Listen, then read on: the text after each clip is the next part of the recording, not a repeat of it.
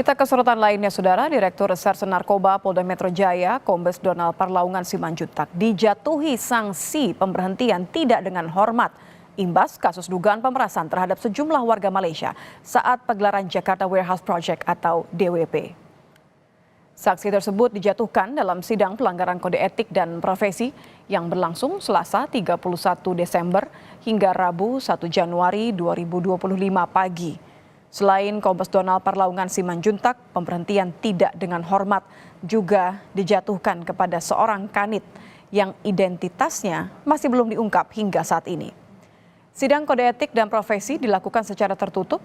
Ada 18 orang anggota polisi yang diduga terlibat dalam kasus pemerasan ini. Dengan sidang untuk direktur narkoba, untuk Kasubdit sama untuk Kanit. Direktur sama Kanitnya sudah diputus PTDH dan mereka mengajukan banding.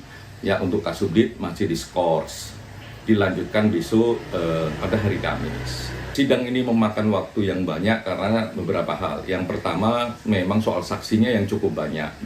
Lah yang nggak kalah pentingnya juga dilihat struktur pertanggungjawaban. Ya, bagaimana struktur pertanggungjawaban, bagaimana struktur pengawasan, sehingga memang itu bisa diurai siapa yang menggerakkan orang, siapa yang digerakkan, atau istilah gampangnya siapa yang memberikan perintah, siapa yang melaksanakan perintah, itu juga diurai. Ada 2 polisi yang diberhentikan tidak dengan hormat pada kasus pemerasan pengunjung Jakarta Warehouse Project atau DWP.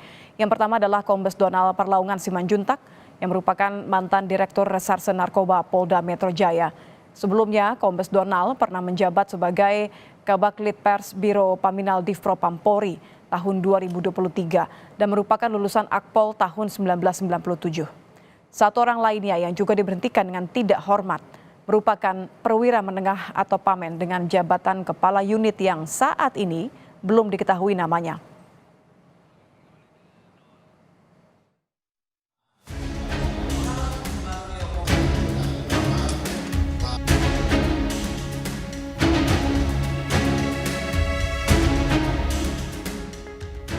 Kasus pemerasan penonton asal Malaysia dalam event Jakarta Warehouse Project di J-Expo Kemayoran pada pertengahan Desember 2024 lalu melibatkan 18 polisi.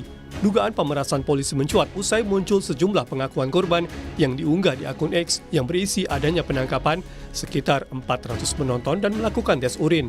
Uang yang terkumpul dari upaya dugaan pemerasan terhadap 45 warga negara asal Malaysia diduga mencapai 2,5 miliar rupiah. 18 personel kepolisian dari Polda Metro Jaya, Polres Metro Jakarta Pusat, dan Polsek Kemayoran diamankan dan diperiksa oleh Divisi Propam Polri pasca mencuatnya laporan dugaan pemerasan di acara Jakarta Warehouse Project di J-Expo Kemayoran Jakarta Pusat. Kadif Propam Irjen Abdul Karim memastikan 18 polisi yang diduga memeras penonton konser DWP asal Malaysia akan menghadapi sidang etik. Barang bukti yang telah kita amankan jadi 2,5 miliar rupiah.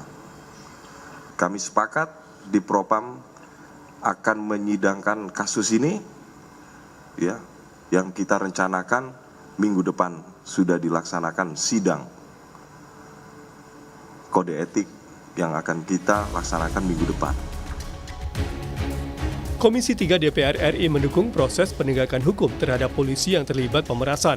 Habibur Rahman mengapresiasi langkah Kadif Propam Polri mengusut kasus dugaan pemerasan di konser DWP. Menurut politisi Gerindra, polisi yang melakukan kesalahan harus mendapat hukuman setimpal.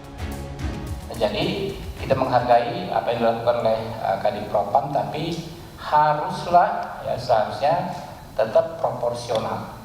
Nah, kalau ada oknum-oknum yang melakukan pelanggaran, tentu harus ditindak. Siapa yang berbuat harus bertanggung jawab. Orang yang melakukan kesalahan harus mendapat hukuman yang setimpal dengan perbuatannya. Jadi berat ringannya hukuman, gradasinya itu harus paralel dengan berat ringannya kesalahan. Sidang kode etik dan profesi terhadap 18 oknum polisi yang diduga terlibat kasus pemerasan WNA asal Malaysia di konser DWP dilakukan secara tertutup. Imbas kasus pemerasan ini, Mabes Polri memecat Direktur Reserse Narkoba Polda Metro Jaya, Kombes Donald Parlaungan Simanjuntak. Selain Kombes Donald Parlaungan Simanjuntak, pemberhentian tidak hormat juga dijatuhkan kepada seorang kanit yang identitasnya masih belum diungkap. Tim Liputan, Kompas TV, Jakarta. Mabes Polri sudah melakukan sidang etik kepada oknum polisi yang memeras warga negara Malaysia di konser DWP. Seperti apa perkembangan hasil sidang etiknya dan siapa saja oknum polisi yang dipecat? Kita akan bahas bersama anggota Kompolnas Khairul Anam. Selamat petang, Mas Anam. Selamat petang, Mbak. Apa kabar? Sehat selalu. Alhamdulillah baik sekali. Tanggal 1 memang ada kabar yang dinanti ya. Tapi saya ingin gali lebih jauh lagi. Kan Anda yang berada di sana, Anda yang melihat. Sebenarnya temuannya apa saja? Kalau kita mulai dari peran deh ya. Peran seorang Kombes Donald. Apa sebenarnya perannya dalam kasus ini? Iya, jadi memang kemarin itu dalam 3 persidangan yang diperiksa memang 1 soal perencanaan, 2 soal bagaimana ketika berlangsung tanggal 13, 14, 15, dan ketika acara sudah berlangsung sampai membuat laporannya, pertanggungjawabannya dan sebagainya. Nah itu semua yang diperiksa, termasuk juga struktur pertanggungjawaban, terus struktur bagaimana misalnya surat tugas, pelaporan dan sebagainya itu diperiksa semua, termasuk yang diperiksa soal bagaimana ada dana, bagaimana siapa yang nyimpan, siapa yang ngambil, dialirkan kemana, itu kemarin cukup komprehensif. Apalagi ada terduga pelanggar ya, anggota yang terduga pelanggar juga membawa saksi yang meringankan. Jadi ada saksi yang memberatkan, ada saksi yang meringankan.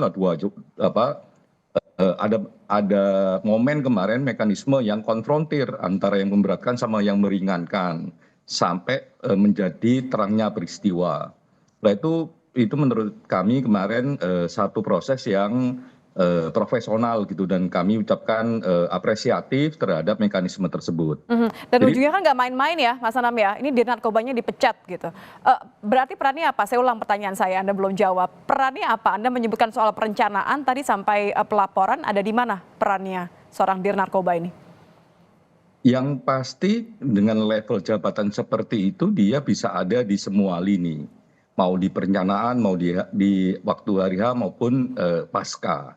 Tapi belum bisa diungkapkan karena masih ada 1 skaf subdit yang kemarin karena udah terlalu lama ya, semua capek, saksi-saksi capek, akhirnya diskors, besok pagi baru dilanjutkan kembali.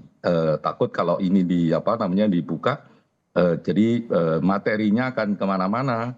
Itu 1. Lah yang kedua, yang paling penting sebenarnya memang peristiwa ini dibongkar, menjelaskan bagaimana sih struktur pertanggungjawaban. Nah itu sangat penting dan itu menunjukkan misalnya kayak sekarang ya, yang kemarin di sidang itu kan levelnya direktur, kasubdit sama kanit, walaupun ya kasubditnya ada beberapa, tapi yang paling penting kemarin kasubdit sama kanit yang dalam proses peristiwa itu menjadi satu signifikan. Oke, jadi semua terlibat nih ya, semua membiarkan ya?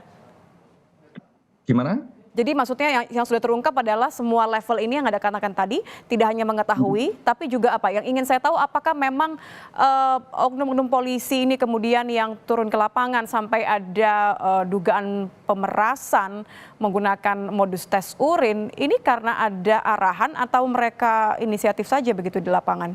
Mas Anam? Ini tidak hanya orang yang membiarkan yang kemarin diperiksa. Ini adalah orang yang memang masuk dalam satu struktur peristiwa yang merencanakan, terus ada di lapangan yang juga menjadi komandonya di lapangan, termasuk setelahnya yang juga berperan penting dalam konteks sirkulasi dana. Jadi kemarin itu signifikan sekali. Makanya karena masih ada 1 orang yang sedang berproses, kita tidak bisa membuka sekarang, biar ini terang dulu ya, semakin mendalam dan semakin jelas kita.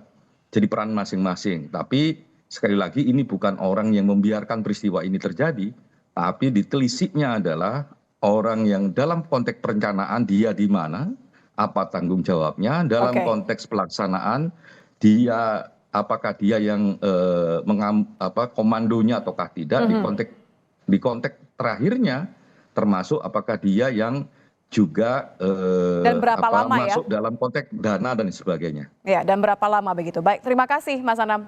Khairul Anam, anggota Kompolnas sudah bergabung bersama kami di Kompas Petang. Selamat petang. Selamat petang.